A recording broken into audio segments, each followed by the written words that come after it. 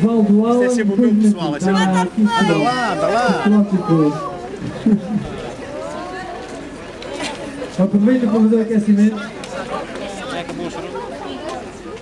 Atenção, esta primeira parte é só para o pessoal que corre, da corrida. Vão começar...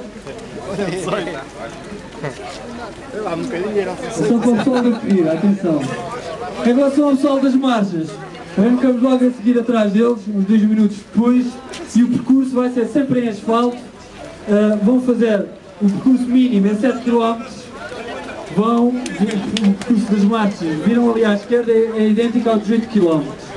Em relação aos 10 km, acrescentando mais 1 km ali para o Bigão. E é sempre em asfalto. Atenção, podia ter ficado assim um bocadinho. Pessoal da corrida. Tirar aqui uma fotografia da malta em grupo.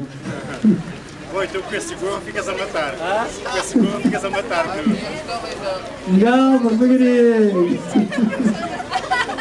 Atenção, fotografia pessoal das corridas. Vou tirar outra. Vou apanhar uma grande molha. Essa máquina até tem fibra e tudo. Está obrigado. Atenção, todos juntos. Vamos contar. Oi, espera aí.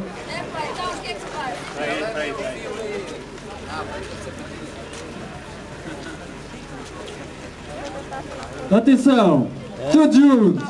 10, 9, 8, 7, 6, 5, 4, 3, 2, 1.